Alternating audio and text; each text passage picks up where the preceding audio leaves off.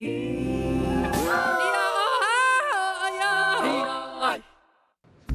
MeToo moment gets its day of reckoning in the country's legislature. The UK enters an Indo-Pacific trade pact. Will members now let Taiwan join? I'm Rick Lark for TaiwanPlus, here on Orchid Island off the southeast coast of Taiwan. I've got a report for you on how the local Dawu people are building a boat which they plan to row to the Philippines. Plus, we meet the weightlifters that will represent Taiwan at the Asian Games this September.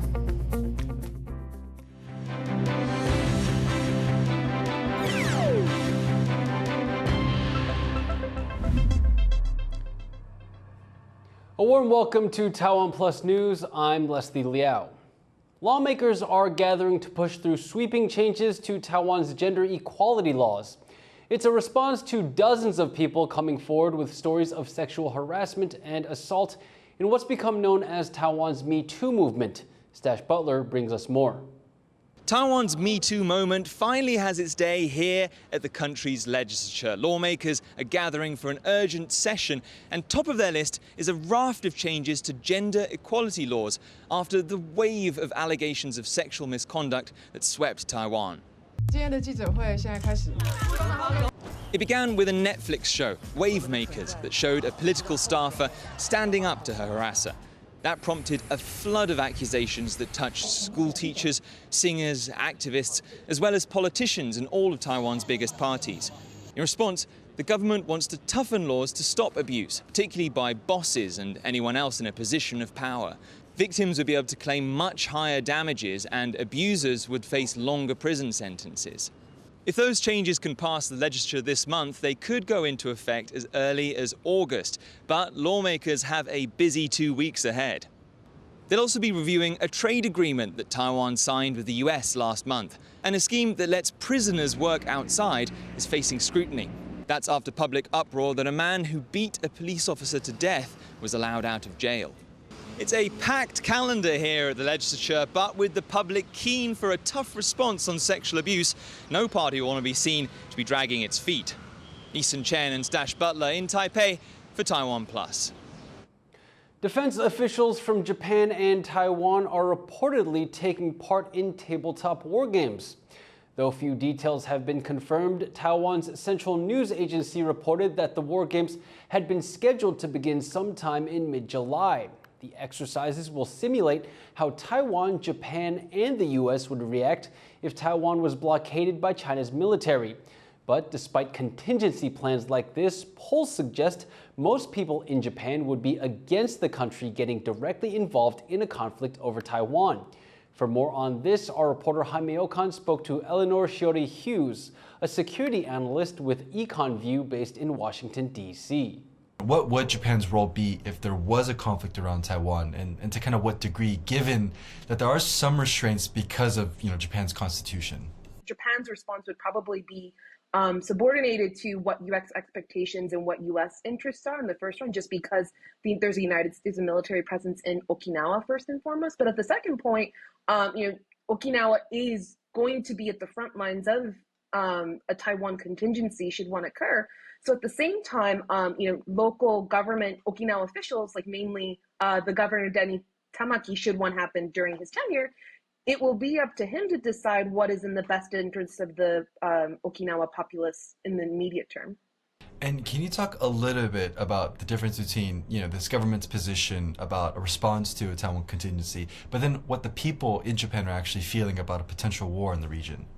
China is now seen more as a national security challenge to Japanese people and ordinary Japanese citizens, but that's not the same thing as Japanese people being fully supportive of being involved in a Taiwan war, supporting U.S.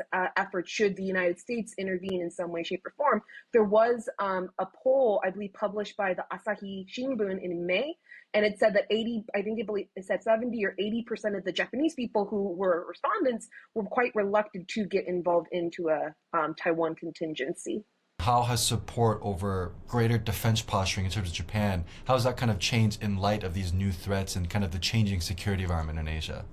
from a Japanese political elite leadership standpoint, I think North Korea is much more of an immediate threat just because we don't entirely know when North Korea will launch another ICBM. China, I think, is more of the long game here from a Japanese perspective, because China is really expanding its military footprint all around, and it's not particular to Japan. Other countries notice that too, like South Korea, the Philippines, of course, even Southeast Asia. But in terms of actual defense modernization plans for Japan, what they're trying to do is work more closely with like-minded partners, such as the United States, of course, the Philippines, South Korea, Australia, doing a lot more military-related dialogues from a more domestic-related case. That was Eleanor Shiori Hughes, a security analyst for Econ View, speaking to our reporter Jaime Okan from Washington, D.C.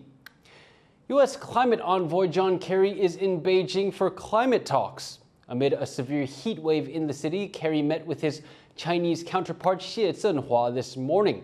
Their talks are focused on reducing emissions, limiting coal use, curbing deforestation, and helping poorer countries address the climate crisis. The two countries are the world's top emitters of greenhouse gases and have both been struck by extreme weather in recent weeks. Britain has formally signed a treaty to join a huge Indo-Pacific trade pact.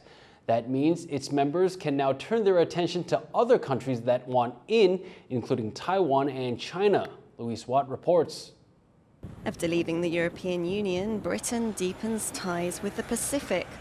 Ladies and gentlemen, it is my privilege to... Its Trade Minister, Kemi Badenoch, has just signed a treaty to join the CPTPP, or the Comprehensive and Progressive Agreement for Trans-Pacific Partnership, at a meeting in New Zealand. We are honoured to become the CPTPP's first new member and to join this extraordinary community of now 12 economies spanning Asia, the Pacific, and now Europe. Next step is for the British government to ratify the agreement. Britain will be the 12th country and first new country since the pact kicked off in 2018. Its 11 members are around the Pacific Rim, encompassing more than 500 million people that generate 13% of the world's income. It gives members greater access to each other's markets and cuts or reduces trade barriers. Britain will be the second biggest economy in the trade pact after Japan. With its entry, membership of other countries, including China and Taiwan, can now be discussed.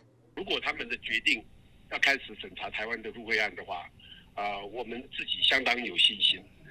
我们觉得我们的贸易体制啊，我们所有台湾的政府法规制度都非常的公开透明，1年半多了。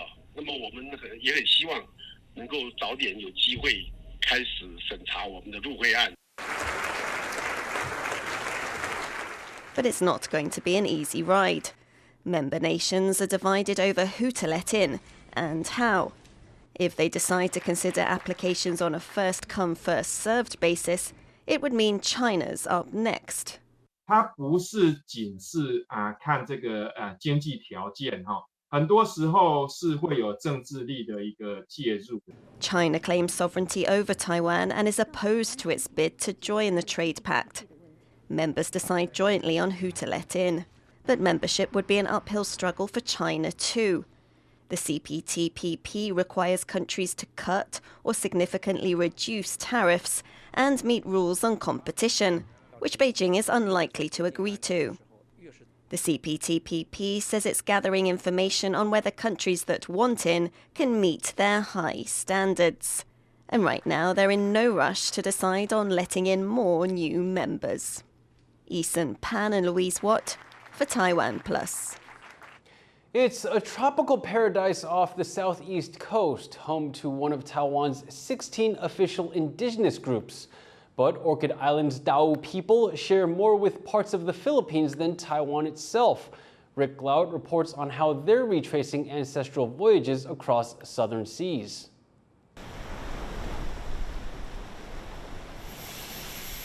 "58-year-old Shaman Matapus has been building boats for decades, but he's daunted by his latest project. Crafting it the way his ancestors did, this will be his biggest ship yet.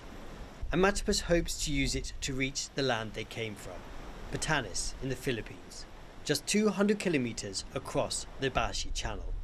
在这里能够做成这样子，算是很难得。那我要跟巴丹岛分享的说，我可以到你那边，希望说你也可以来我来你这样子，互相交流。MeToo is Dao, a seafaring indigenous group native to Orchid Island off Taiwan's southeastern coast. The Dao trace their history back to Batanes in the northern Philippines and still share a language and culture with the indigenous Ivatans who live there. It will take the 20 oarsmen at least a day to row by hand from here on Orchid Island to Batanes in the Philippines. It's a journey that mirrors that made by their ancestors who left Batanes for Orchid Island more than 800 years ago. These days, travel between the two islands is less direct. It's a roundabout route via Taiwan's capital Taipei, an international flight to Manila, before heading back north from there to Batanes. This makes it difficult for migrants like Lida, who want to visit their families. Lida moved here 30 years ago, and despite being just across the water, she's only been back to Batanes 5 times.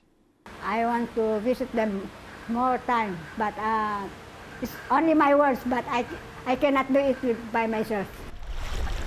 The Dao will hope their planned intrepid trip across the ocean can pave the way for regular direct flights or ferries between the two island communities, who now also share similar challenges and hope to help each other through them, like protecting their traditional way of life in the face of booming tourism, and grappling with neighbouring China's military expansionism, which has troubled both Taiwan and Philippine governments. Chinese military ships are increasingly transiting through the Bashi Channel, separating the islands. It's one of the region's hottest military flashpoints. But the Dao and the Ivatan are seeking to strengthen a connection that transcends borders. 我们的船是没有带有任何武力的船，就从这个地方划到另外一个地方。我们很主张，能够有更多的和平。Every traditional boat the Dao will build is made from carefully selected longyan trees, which grow over decades on the steep hills of their volcanic island.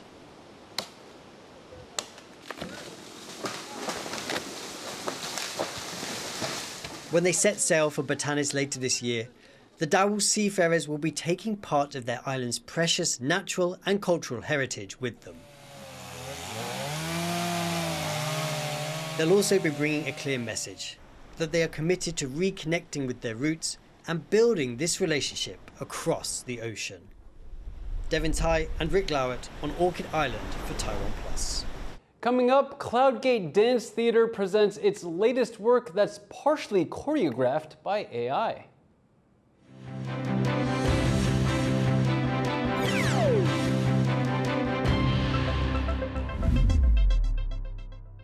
Start your weekend with a cup of coffee and a moment to reflect on what happened this week. Hello and welcome. We've got you covered, from defense and politics to high tech and the arts.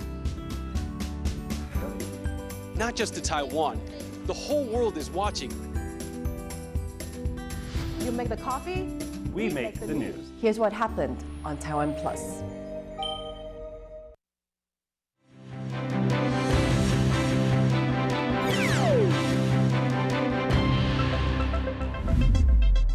Welcome back. You're watching TaiwanPlus News.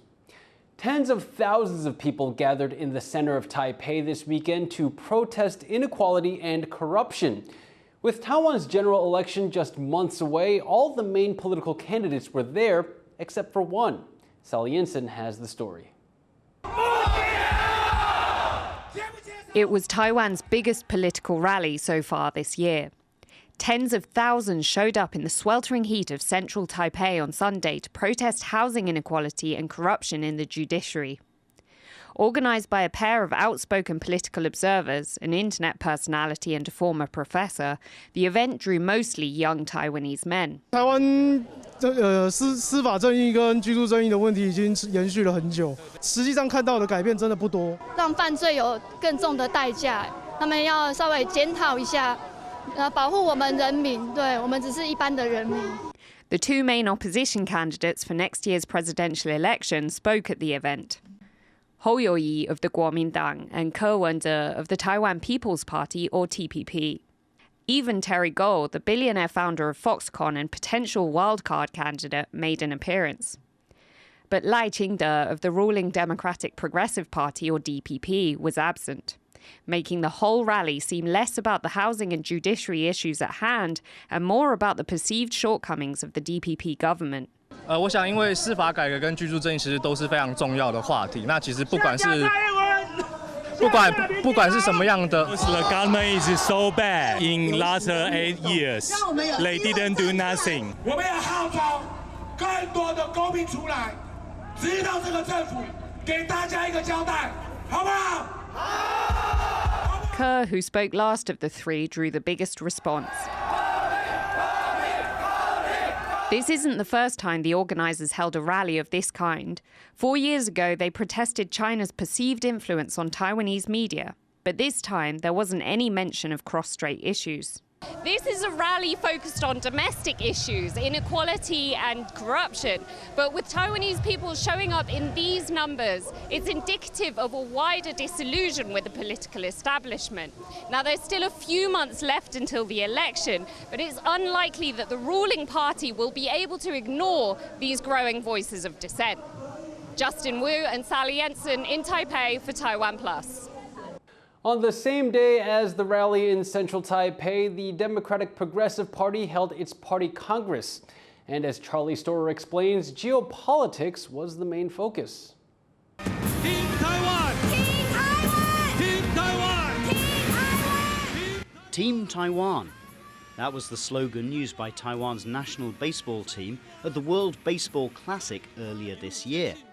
Now it's been adopted as the motto for the ruling Democratic Progressive Party, or DPP, as they gear up for Taiwan's general election in January.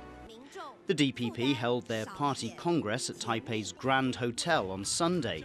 This saw party members, legislative candidates, and pro-DPP independents meet up in what's being called the Democratic Alliance.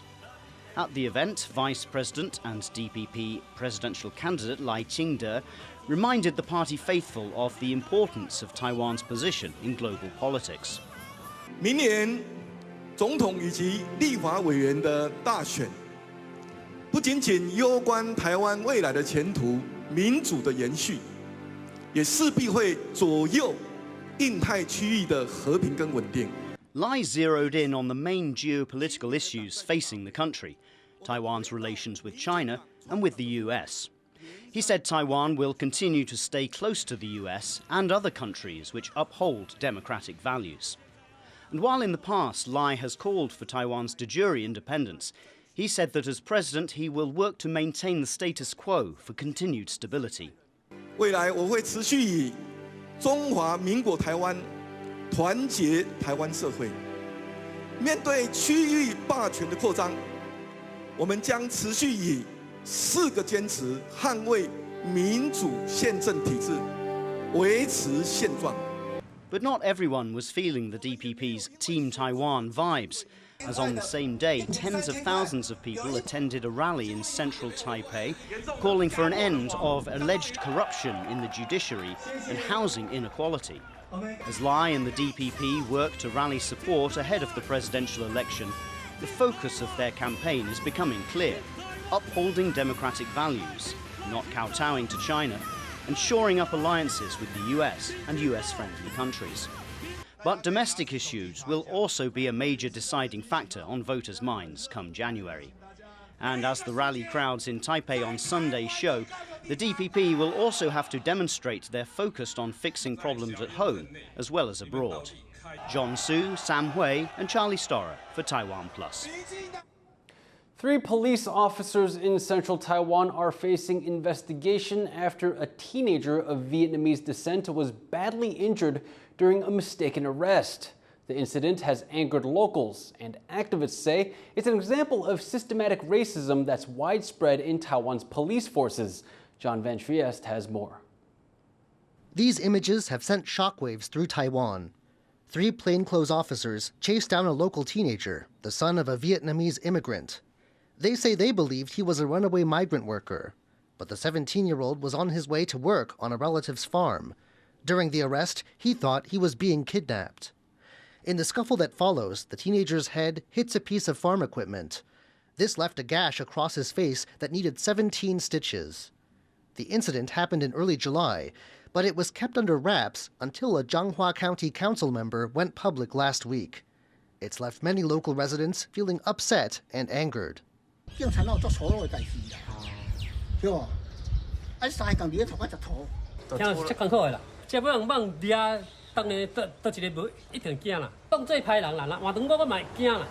After public outcry, all 3 officers involved now face sanctions and an investigation from the local prosecutor's office. 本案员警穿着便服，未出示证件，依法定程序盘查，违反勤务纪律，所长从重记过处分，并调整非主管职务，令2名员警各以申诫处分，分长监督不周，申诫处分。 But activists say this is not an isolated incident. NGO Taiwan Association for Human Rights says people of Southeast Asian descent often face harassment and violence from the country's police. 有一位来自越南的这个失联移工，他叫阮国飞，然后他在一次事件里面被台湾的警察盘查的过程中，被近距离的开了9枪死亡。前一阵子有一位印尼的女性的移工在倒垃圾的过程中，因为警察看到她就是眼神有异，所以就是上前盘查，还把她带到警察局。The association says this is a systemic problem, and they say that without a fundamental overhaul in how the police are instructed and trained, the case in Changhua won't be the last of its kind. John Su and John Van Trieste for TaiwanPlus. Taiwan's world-renowned modern dance company Cloudgate Dance Theater is celebrating its 50th anniversary with a new work, Waves. Yu Jing Huang has more. Every subtle movement visualized on screen. This is Cloudgate Dance Theater's latest work, Waves, which combines the latest technology with the group's distinctive dances. And as Cloudgate celebrates its 50th anniversary, the group's artistic director says it's the right time to integrate computer-generated imagery. 原本长期在过去接受武术太极的训练，东方身体的训练，我觉得在这个新的时代，或许我们可以在这个作品里面向电脑学习一种新的动态，一种新的动能。What makes this show unique? The images on screen are digital representations of the dancers' movements, breathing, even their nervous systems. Jun enlisted acclaimed Japanese artist Daido Manabe to help him realize his vision. Manabe is best known for his digital art in the closing ceremony of 2016 Rio Olympic Games. He used artificial intelligence to generate movements based on data collected from Cloudgate dancers, although the technology is still being perfected. 実際にこれ音に合って踊ってるのかなとか、あと何ですかね、人間がじゃあこれ実際に踊ろうと思っても踊れないじゃないかとか、関節がちょっと変な方に曲がってるんじゃないかとか、そういうまだまだ課題があるような踊りばっかりが作られていて、はっきり言ってまだ実用的なものは少ないです。Both artists agreed that AI choreography, though underdeveloped, can provide more possibilities for dancers to expand beyond their limits. Audiences can judge for themselves when Waves premieres on October 12th in Taipei. Klein Wang and Yu Jing Huang for TaiwanPlus. Taiwan's top weightlifters are getting ready for the Asian Games in September. Our reporter Sandy Chi went to the National Sports Training Center to meet them. Standing over a barbell, legs braced, and this is one of Taiwan's top weightlifters, Guo Xingchun. The 29-year-old is a 5-time Asian Games champion and her country's first weightlifter to bag an Olympic gold medal. 那我觉得对一个运动选手来说，其实不管怎样的过去现在在面对新的赛场上的时候，其实目标还是都会是一样的，就是当然会希望把最好的成绩带出来。Guo is currently lifting around 30 kilograms on her barbell. Along with other weightlifters here at the National Sports Training Center, she's getting ready to carry the hopes and expectations of Taiwan at the Asian Games. 对于大家可能看到你以前这样的一些辉煌的历史，然后相对来说给你的期望一定会比以前还要更多。对，然后我觉得这就是我自己要去克服的一个重点。我觉得是不管我的结果会是怎样，我觉得就是支持我的大家也会一直为我加油啦。对对对。咦，好喽，等下哭哦。The Games will take place in Hangzhou, China this September. Before then, these athletes will be undergoing intense training with guidance from their coach, Lin Jingneng. 最不怕的2个字就是辛苦啊，因为我们就是为了辛苦，为了国家荣誉而在做奋斗。Among the athletes, Coach Lin also has high expectations for Luo Yingren. 今年是他最好的机会，我们也期待他能够为我们中华队夺牌。不确定性因素也比较高，相对的，他的机会也会比较大。最主要，他的机会就来自于他平常的训练。我想要前3名啊，一定要前3名，不，前2名，一定要前2名。With just over 2 months to go before the start of the Games, these weightlifters are hoping that this training will help them lift their way to glory. Patrick Chen, Leslie Liao, and Sandy Chi for TaiwanPlus. Thank you for watching TaiwanPlus News. Finally today, we leave you with images of the first ever Big Air Wingfoil World Championships in Spain. I'm Leslie Liao. Take care and see you next time.